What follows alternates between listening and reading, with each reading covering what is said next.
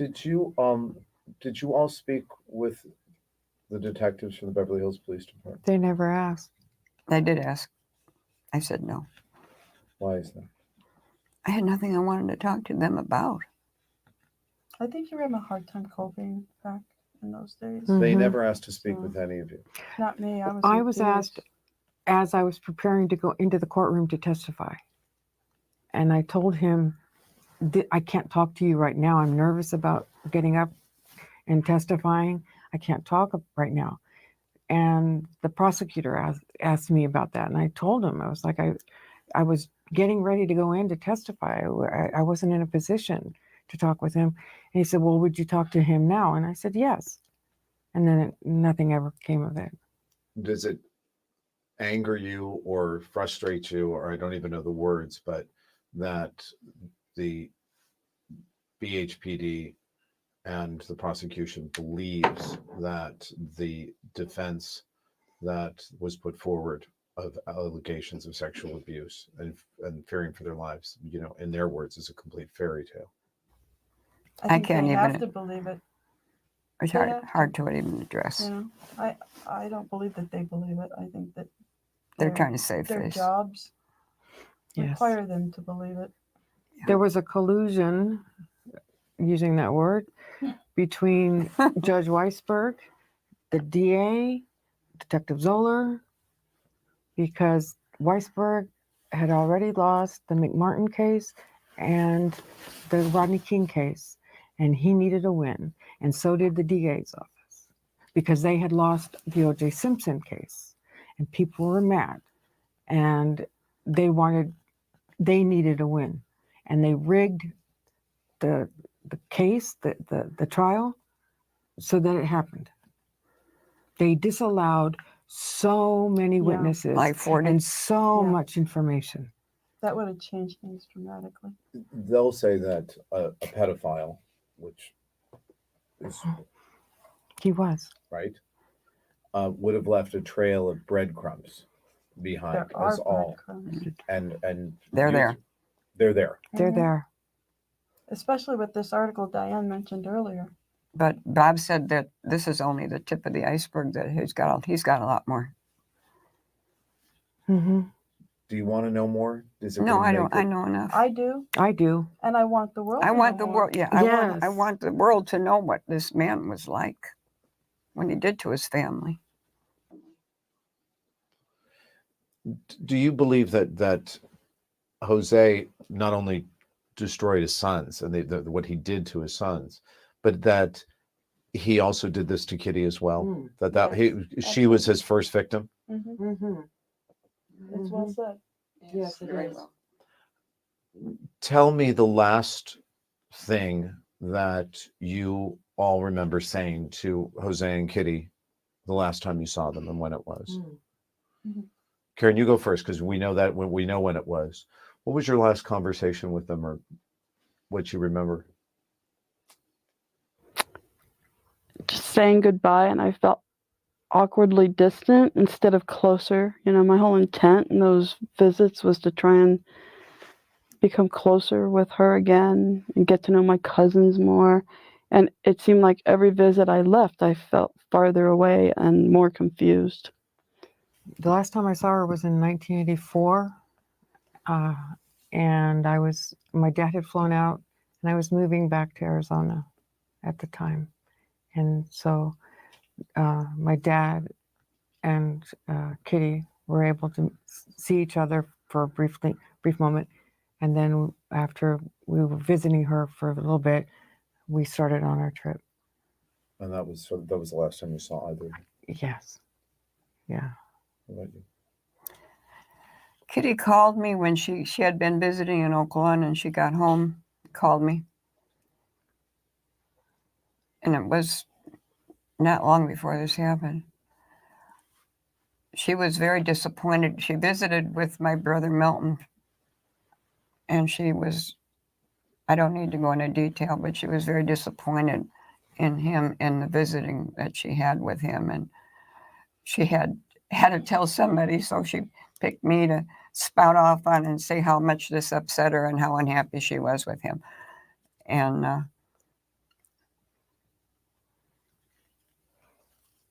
That was probably the last conversation I had with her, but we talk so frequently, it never, you don't think that's going to be the last one.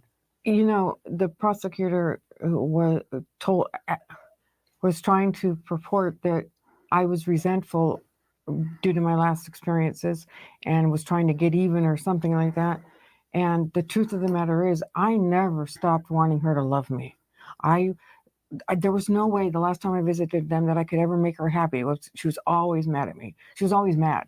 But it was like an abusive situation. Yeah, with you. and yes, and I mean, even after I had been cut away from the family, when I went back to college and was really hoping that my mom was able to share that I was back in school and maybe Kitty will be happy with me again.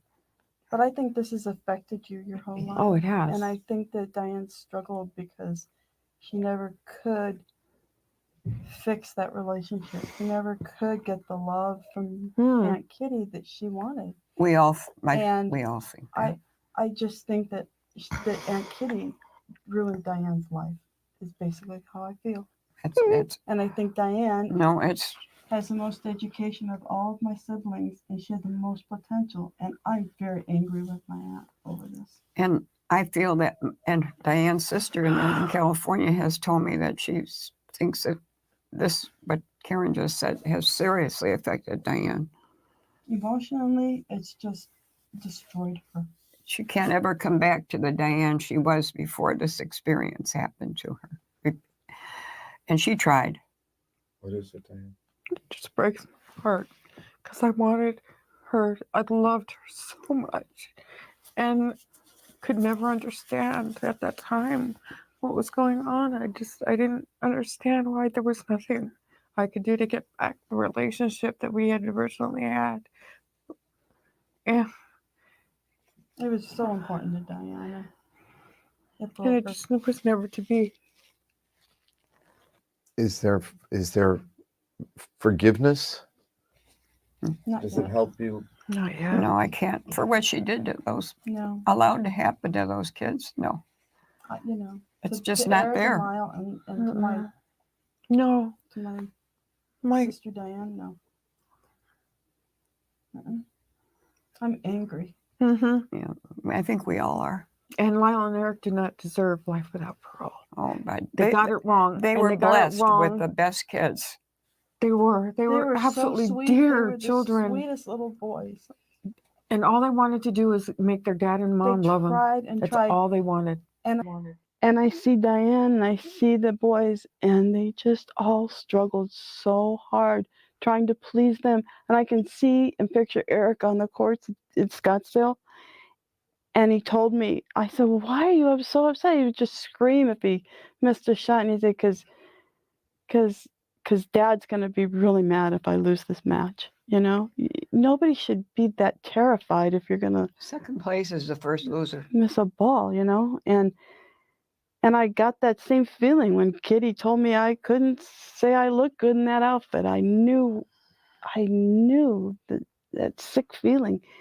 And how Diane's been ever since this has all gone down is these what happened there was very real in terms of the horrors. Yes. You witnessed it. Yes. And you have no doubt that the sexual abuse took place. No doubt in my mind at all. You have no doubt that you have no doubt that Lyle and Erik were in fear of their lives. No doubt. No doubt. And you believe they did what they had to do. Yes.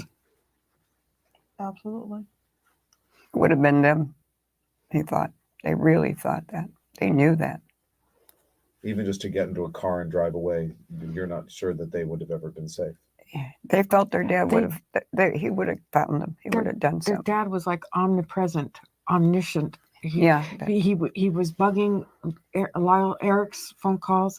His Maria, Jose's mother, told me in the Calabasas home that he had drilled a hole from the first floor up through into the closet of Erik's room so that he could listen in on his conversations with his friend. What I think is just also to make sure that if Erik said anything. Mm-hmm. And Jose took his girlfriends to his mom's house. How bizarre is that? that just floored me when I was She told that. entertained his girlfriends. His mother did. Do you think that it's possible that one day Lyle and Erik could get out? I have hope. I have hope. I'm never going to stop having hope.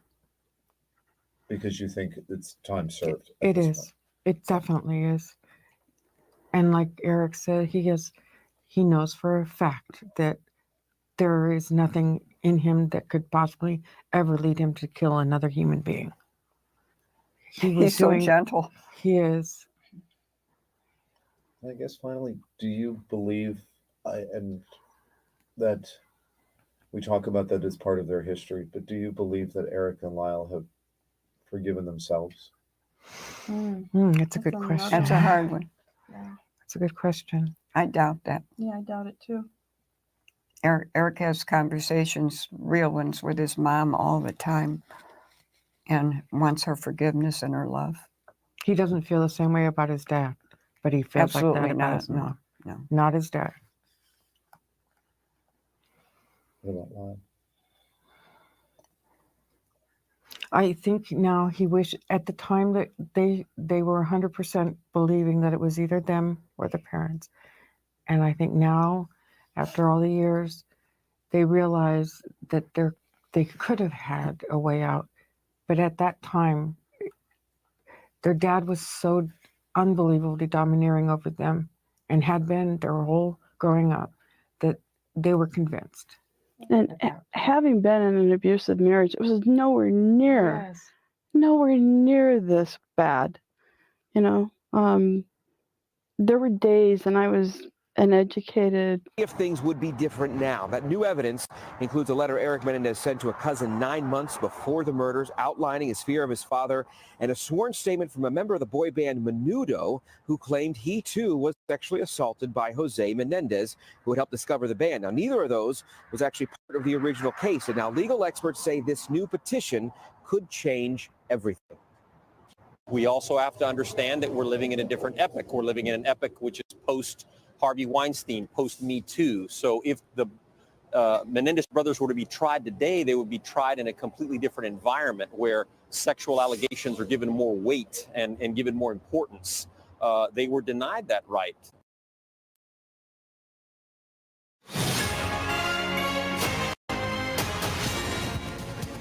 You're watching a special edition of the NBC4 News. Good afternoon, everyone. I'm Annabelle Sedano. And I'm Jonathan Gonzalez. Right now, attorneys and family members of Erik and Lyle Menendez are holding a news conference calling for the brothers to be freed from prison. We understand they're getting ready to speak right now. Let's listen in.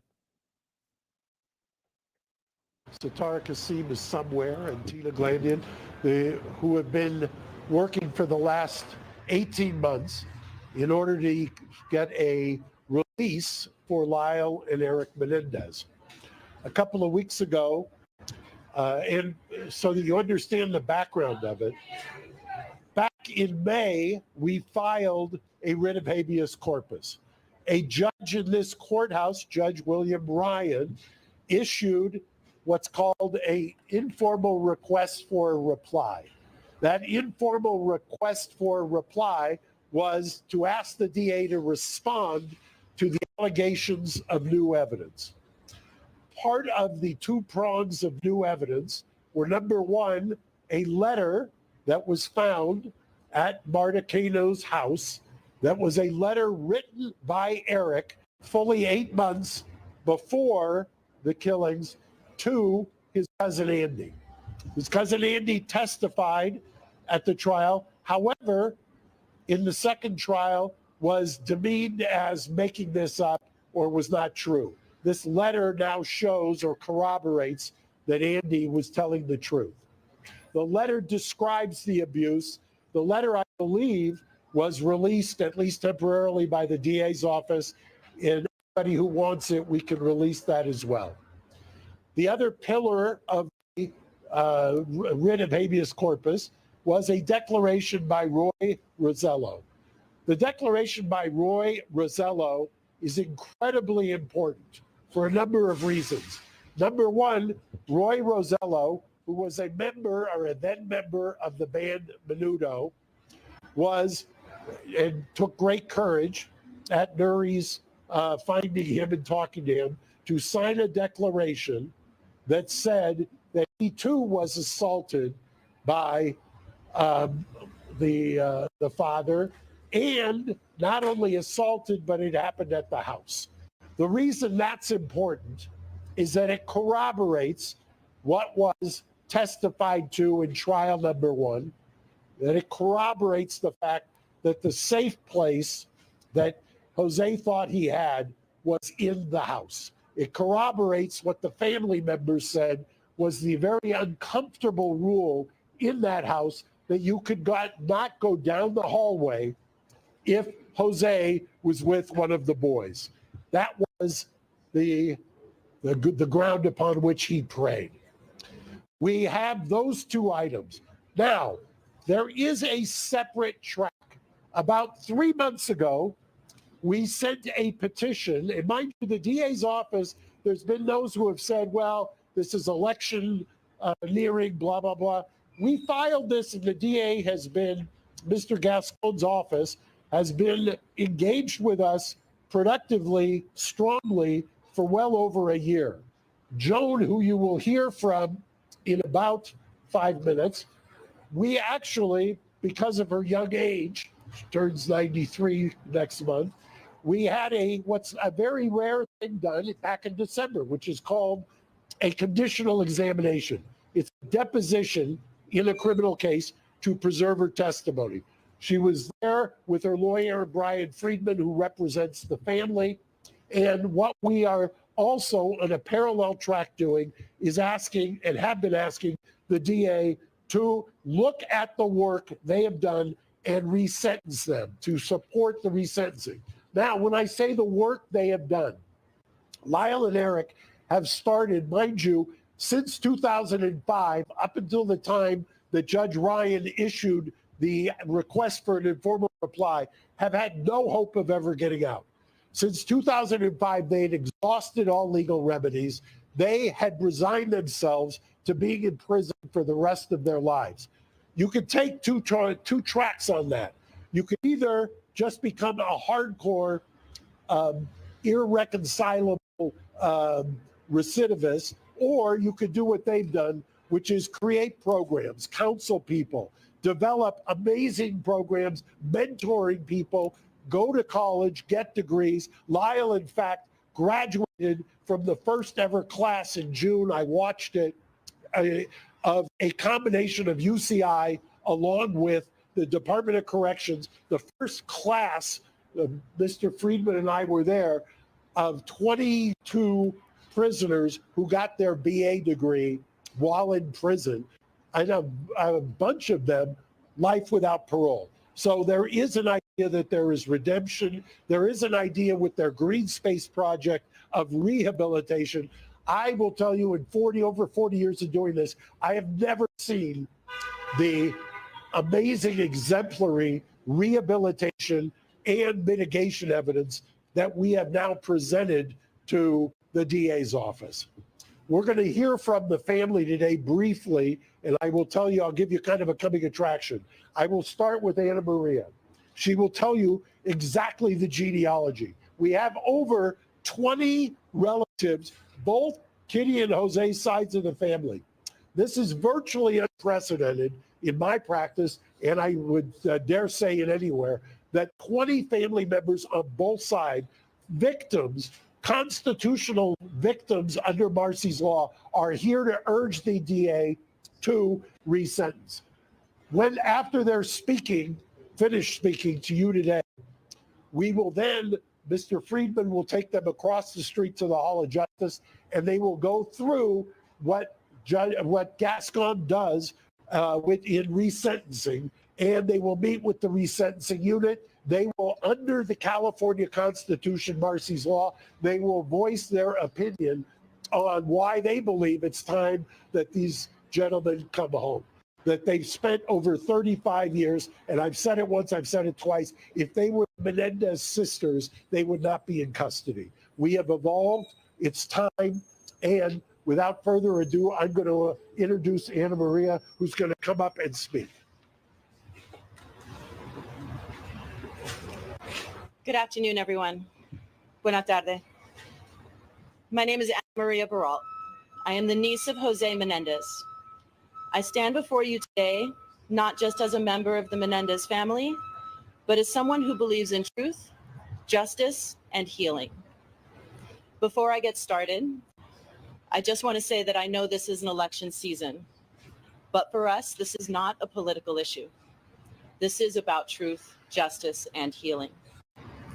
On behalf of our whole family, it is my honor to formally introduce our new coalition, Justice for Erik and Lyle.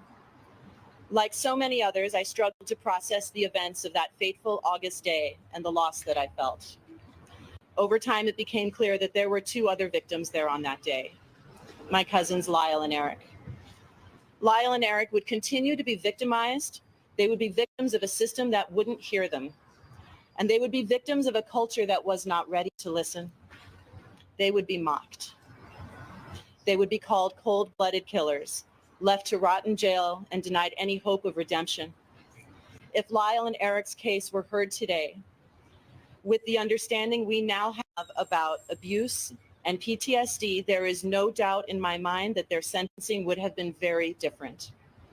And yet, despite their circumstances, they have chosen a life of light.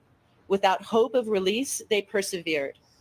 They have sought to better themselves and serve as a support and inspiration for survivors all over the world. Their continued incarceration serves no rehabilitative purpose. It's time to recognize the injustice they've suffered and allow them the second chance they deserve. Now here we are, both sides of the family united, sharing a new bond of hope. Hope that with the re-examination of their case, a new outcome will be reached. Hope that this 34-year nightmare will end and that we will be reunited as a family. I am here to ask the District Attorney's Office to take into account the full picture, the truth that was hidden for so long. Lyle and Erik deserve a chance to heal, and our family deserves a chance to heal with them. Please join us. Visit www.justiceforerikandlyle.org and sign our petition. And if you'll indulge me, I have two more statements to read. The first is from my mother, 85 years old, Terry Baralt, the sister of Jose Menendez. She can't be with us today due to health challenges, but she sent me this. I'm sorry that I can't be there in person to support my nephews, Lyle and Erik. I begin chemo soon and my doctor says no flights. I need to be strong. I wish to make it clear that I stand firmly with this family. I am Lyle's godmother, and I love them both very, very much. My nephews have spent 3 decades in prison helping others. I have seen great growth in them. Even the law enforcement supervisors and corrections have written letters to the court asking for their resentencing and release. Millions across this country agree.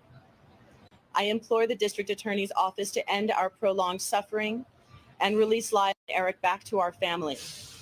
35 years is such a long time. My prayer is that I live long enough to see my nephews again and to hug them once more.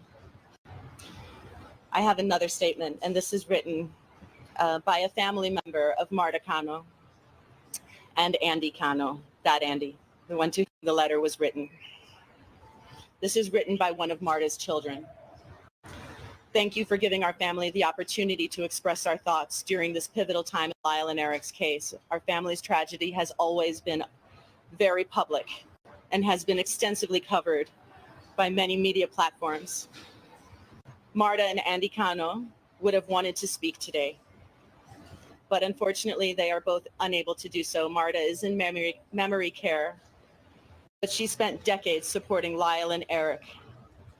Sadly, we lost Andy shortly before his 30th birthday, and we miss him every day. Both Marta and Andy deeply loved Lyle and Erik. They both believed in justice, but they also believed in a second chances and forgiveness. It has been 35 years since this happened, and we feel enough penance has been paid. It is time for them to be released and for all of us to move on and continue healing as a family. Again, if you want to help, please join us at justiceforlyleanderik.org and sign our petition. With that, I'm going to be followed by several members of the Anderson family. First will be Alan Anderson. He's the nephew of Kitty Menendez. Of Kitty Menendez. And the second will be Karen, the niece of Kitty Menendez. But first, Joan Vandermillen, sister of Kitty Menendez. Please join us.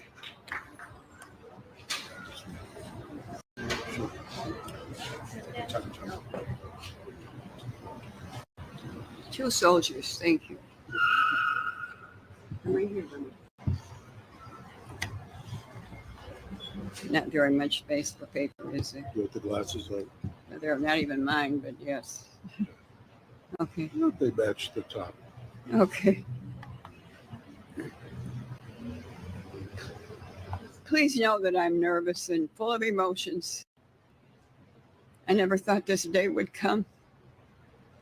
I am Kitty's sister. I stand here today with a heavy heart and also with hope and justice and understanding. We have received such an outpouring support in recent weeks, which led us to launch this formal initiative. For many years, I struggled with terms with what happened to my sister's family. It was a nightmare none of us could have imagined. But as details of Lyle and Erik's abuse came to light, it became clear that their actions, while tragic, were the desperate response of two boys trying to survive the unspeakable cruelty of their father. As their aunt, I had no idea of the extent of the abuse they suffered at the hands of my brother-in-law. None of us did. But looking back, I can see the fear and tension that their father had instilled on them. They were just children who could have been protected and were instead brutalized in the most horrific ways.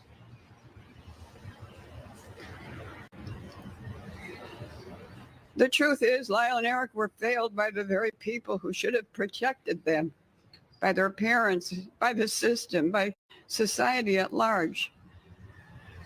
When they stood trial, the whole world was ready to believe that the boys could be raped. Was not ready, not ready.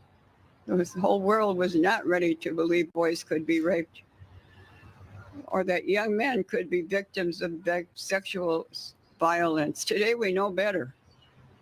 We know that abuse has long-lasting effects, and victims of trauma sometimes act in ways that are very difficult to understand.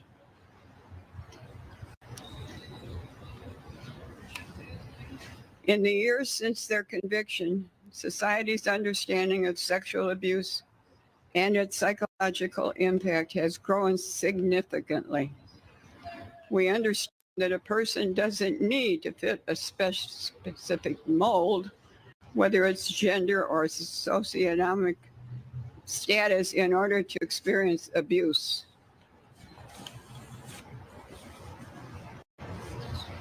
In their case, if it were tried today, the evidence of their father's abuse would not only be admitted in court, it would provide essential context for why they acted as they did. No jury today would issue such a harsh sentence without taking their trauma into account. Lyle and Erik have already paid a heavy price, discarded by a system that failed to recognize their pain. They have grown, they have changed, and they have become better men despite everything that they've been through. It's time to give them the opportunity to live the rest of their lives free from the shadow of their past. While I recognize it is election season, this isn't about us or about the politics. It's about finding the truth, delivering justice, creating space for healing. I want to thank everyone who has reached out to our family in recent days and weeks, asking how they can help. Today we have an answer. Please sign our petition at www.justiceforerik.org and urge the district attorney's office, no matter who holds the DA position, to consider all the evidence, both old and new, and to bring together justice for the family. And thank you very much for listening to me. I'm sorry I'm so nervous. I can't help it. Great. Good.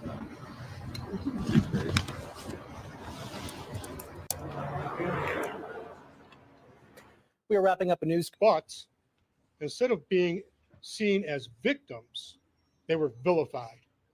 Their father's abuse was dismissed, their trauma ignored, and their truth mocked by millions. Today, we know that trauma can lead to actions that, while difficult to understand, are rooted in survival. Lyle and Erik acted out of fear, but the jury never heard the full story. If their trial were held today, their father's abuse would be front and center in their defense, and I believe the outcome would be very different. Lyle and Erik are not the same people they were 35 years ago. They've shown that they are more than their past. They are survivors and deserve a chance to rebuild their lives. They are no longer a threat to society. Please do not misconstrue this to be political. Justice should prevail and transcend politics. I am asking the district attorney's office, regardless of who the DA is or becomes, to reconsider their case with the knowledge we now have about their abuse. Lyle and Erik, but instead of being seen as victims, they were vilified. Their father's abuse was dismissed, their trauma ignored, and their truth mocked by millions. Today, we know that trauma can lead to actions that, while difficult to understand, are rooted in survival. Lyle and Erik acted out of fear, but the jury never heard the full story. If their trial were held today, their father's abuse would be front and center in their defense, and I believe the outcome would be very different. Lyle and Erik are not the same people they were 35 years ago.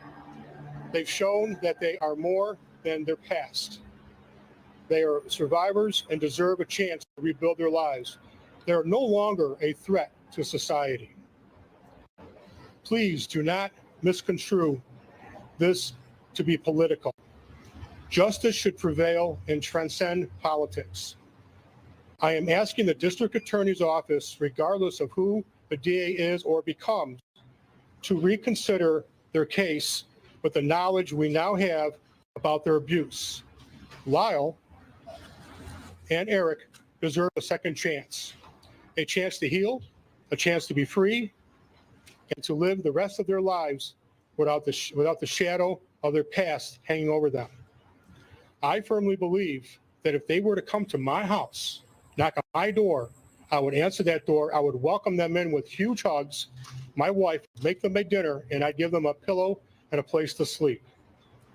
Thank you for being here today, supporting Justice for Lyle and Erik. Please go to our website, learn the truth about their story, and sign our petition. Thank you.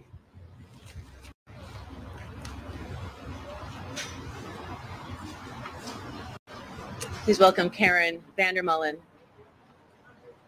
niece of Kitty Menendez. Good afternoon. There's a lot of you, and I'm very nervous. My name is Karen Vandermullen Copley. I am Kitty Menendez's niece, and I'm here today speaking out because I have believed for many years that the truth needs to be known about what really happened to my cousins, Lyle and Erik. From the beginning, I believed Lyle and Erik were victims of their father's abuse. I grew up knowing and feeling something wasn't right. The feeling in their house and the father-son interactions were just off. But it was not until the first trial that the full horror of what they had to live through came to light. My sister, Diane, had evidence of their abuse. That was not even allowed to be presented at the trial.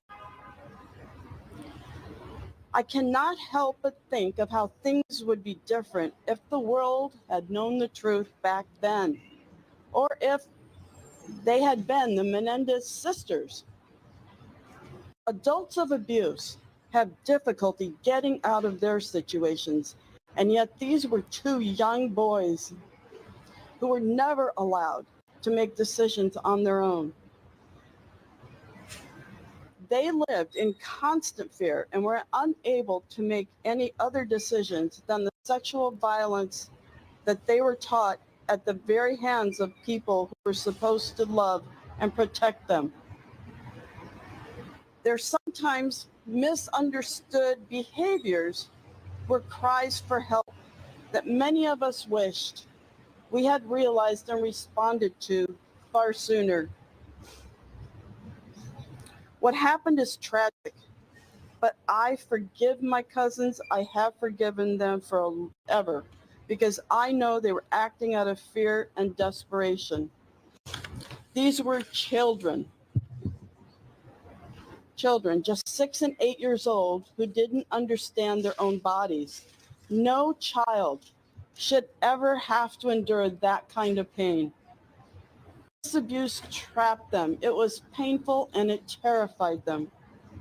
Their father's abuse shattered their lives and the family's lives, and the courts failed them, failed to recognize their trauma, compounding this tragedy.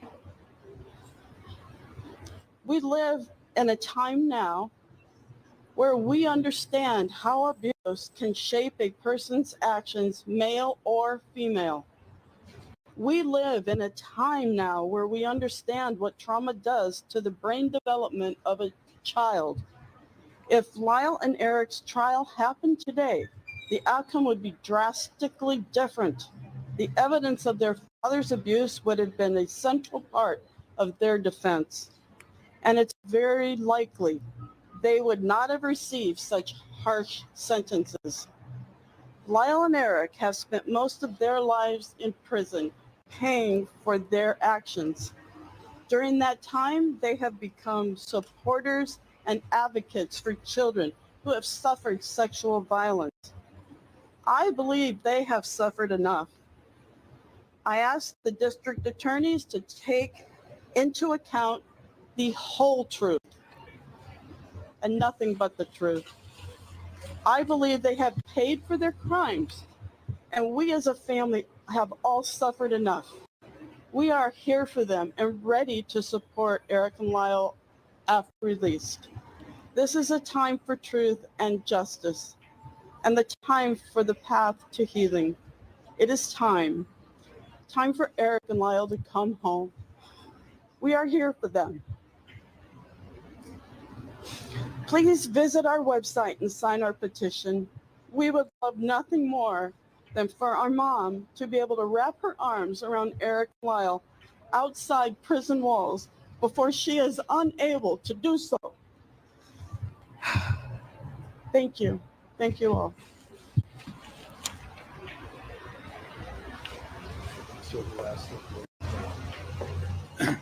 Hello, everyone. My name is Brian Friedman, and I represent the extended family members of the Menendez family. First of all, the family is gathered here in support and really thanks everyone for coming out and for being here and for supporting one message, which is, this shouldn't happen again. And this needs to stop now. And that what needs to happen is the consideration of second chances, the consideration of the abuse, and changing what we know in our society to be wrong, and we know in our society to give people second chances. The families here united. Erik and Lyle have been through so much in 35 years, but these family members have been through so much 35 years. They're going to go across the street now. They're going to meet with the DA's office. They're going to exercise their constitutional rights under Marcy's law to be heard. And they would respect and ask if they could make that journey peacefully so that they can share their truth, desires, and honesty with the DA's office. And again, thank you for the support and for being here. And Mark Garagos, thank you. As Brian said, if we can let, especially Joan, get across, I'll answer some questions in about 2 minutes, if that works. Yes.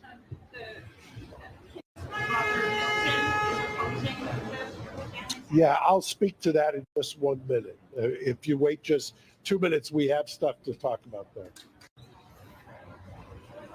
Unless you want to say something about that. You wait for the go.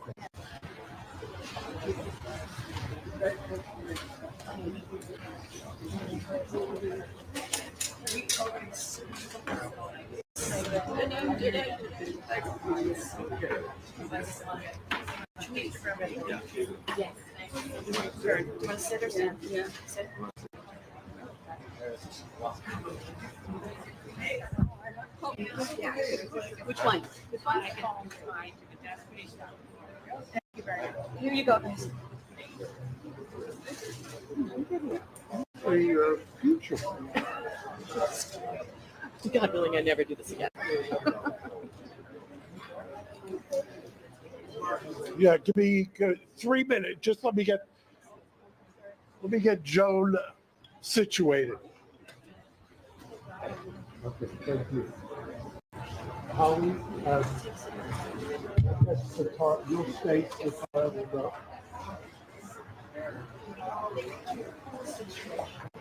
Choose one network to get them walking so that it's not so many. Mark, do you have a total of how many relatives are here? over 30. Over 30. You should have said that before. What are you asking, sir? The statement is standard. We'll get it, so we can do that. Thank you. Okay, yes.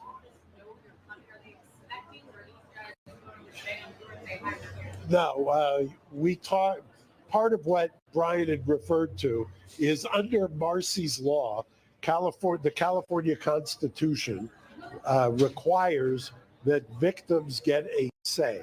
So what we did is the DA's office, when they heard that we were doing the press conference, extended the invitation for the family to come over and hear about Marcy's law, to hear about exactly what their feelings are.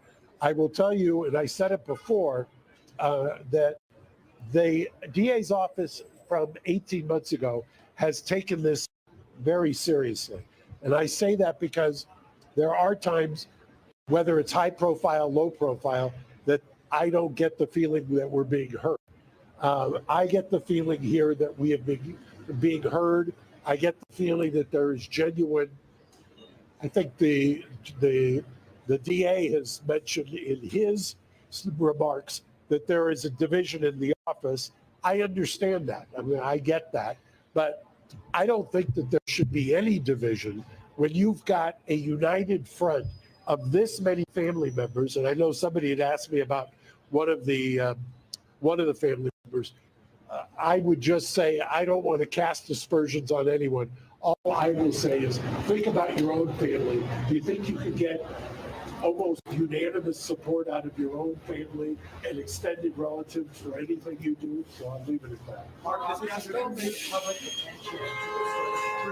attention to the story based in part two documentaries, biography series, public people like Kardashian and Rosie O'Donnell. How do you think this will all impact Lyle Eric? Well, I think interestingly, and I don't know how you measure something like this, but I have been, obviously I was practicing when this trial took place. I remember in 1994 representing a woman in Pomona, and we used the battered woman syndrome. and she got a voluntary manslaughter. She got probation. And I remember at the time being struck by the idea, and I've confirmed it now in the transcripts of their second trial, struck by the idea that the DA's office on the second trial took the position, it may not have been wrong at the time, that the battered woman syndrome, something that diminishes your intent, did not apply to child abuse. And that was on the record. And that's what the judge ruled. So how do I think, how has this evolved? First of all, the younger generation, I hate to say that, makes me seem old, but there has been a movement. I think that what happened is that when the Ryan Murphy series came out, it was such a caricature of them that the pendulum swing backlash actually created a focus on it, and people then took a look. I know that I've seen some of those videos of the first trial that was televised, where the DA's office was taking the position that men could not be raped, they don't have the equipment. And you've seen all kinds of arguments along those lines. That is unfathomable in today's age to people who weren't alive back then. So I think that evolution has been, frankly, seismic. Sorry, what do Lyle and Erik think about all this renewed attention on their case? I think one of the reasons that we mentioned early on is that the family has said it, they had absolutely no hope after 2005. So after 2005, they didn't believe, they thought they were going to spend the rest of their life in prison. And they had resigned themselves to it. And all of the programs, I invite anybody to take a look at what's called the Green Space program that they have. The Green Space program that they have created down there, that's based on the Norwegian model, that is something that they have done in order to reacclimate prisoners who are being released. I look at both the external programs that they've done and the introspection and work they've done on themselves. I've used the term cautiously optimistic. I mean, there is an irony that DA politics played a role in their conviction.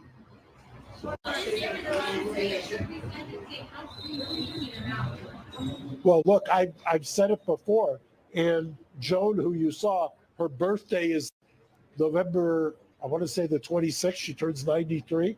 Nothing she'd like more than to have them home for Thanksgiving.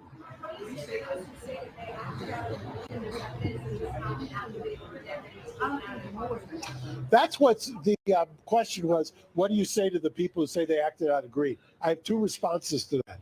Number one, that's why the letter that predates the killing from Erik to Andy is so important. Number one, it corroborates that it was happening before. Number two, people forget this, probably before you were born. They went to the grand jury. The DA's office went to the grand jury on the financial motive theory. The grand jury, which will indict anybody on anything, the grand jury rejected that theory. So that is another one of the urban legends. Here you go, sir. Thank you. Here. Thank you. Here, sir. Mark, has the DA made any overtures to meet with Lyle and Erik and Get him after. to do so? Well, I don't think that the protocol in the DA's office is anything but what we're doing today. The protocol today is that you meet with the resentencing unit, you get informed of Marcy's law, and you go from there.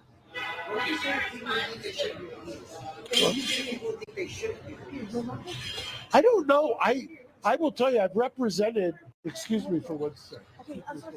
What was the court? Okay. So I don't know that they're, other than one-offs, and there's always going to be one-offs. I mean, it's the criminal justice system. It was a polarizing case. Remember, part of what happened was back in the 90s, they become a caricature. They were parodied on Saturday Night Live. I would venture to say that would not happen today. So it's America. There's people with diverse opinions. I just would reiterate, there were two juries in trial number one. Back in the 90s, two juries, one for Erik, one for Lyle, 24 jurors who deliberated, half of them voted not guilty on murder. Half. Mark, you need to talk with Edgardo Diaz, manager de Menudo. You need to recollect for this process, or another Menudo talk with you. Well, I've said before that the Menudo Declaration by Roy Rosello is important. You combine it with, by the way, that is so that you can separate the mental gymnastics. Part of this is to overturn the conviction. The other part is that I think is unassailable, even to your question, to anybody who says, well, they shouldn't get out. The law in California is crystal clear. Resentencing, they qualify under the resentencing laws on every single factor. It's almost, I hate to say that anything's a slam dunk in the criminal law, but under the resentencing laws in California, they clearly qualify. We filed originally for the conviction to be overturned. That's what a writ of habeas corpus is. The other component of this is a resentencing. So it's two tracks. You can pause the habeas when you consider the resentencing. So it's walking and chewing gum at the same time. But if the habeas would be granted, you would get a new trial. If they are resentenced, the judge under California law has the ability to recall the sentence and sentence them to a wide range of options. Because resentencing is what I understand. If he feels, they've been rehabilitated, they're no longer a threat to society, they paid their debt to society, they would qualify for resentencing. Correct. And in fact, I will also tell you, and we may release it tomorrow, part of the mitigation package that we presented to the DA are letters from correctional officers, high-ranking correctional officers, who attest to the phenomenal rehabilitation. We have a number of correctional officers who have actually said if released, they should be released, and that they would welcome them as neighbors in their neighborhood. I'm going to take two more questions because I want to get over there to meet with the DA as well. What?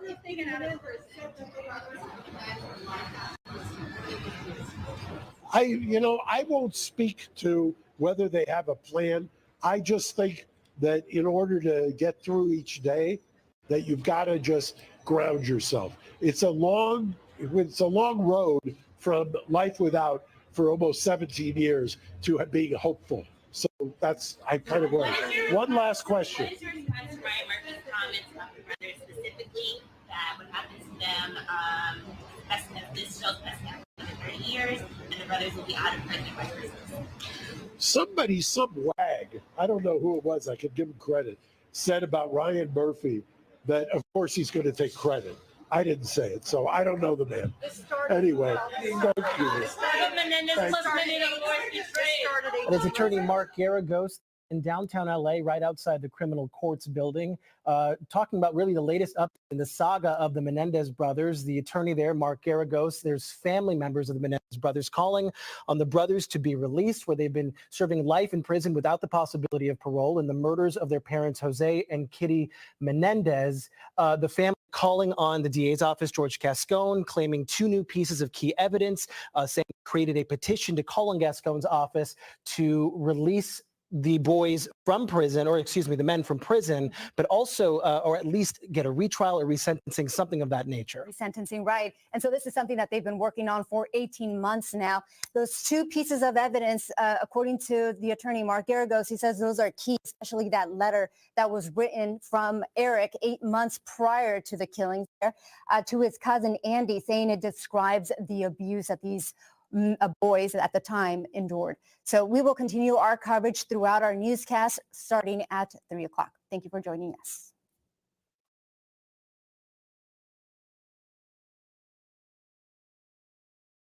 Student reaction is mixed. I don't think it's too bad. It's like just a good way to keep track of people if like anything happens. It takes away like my privacy sometimes.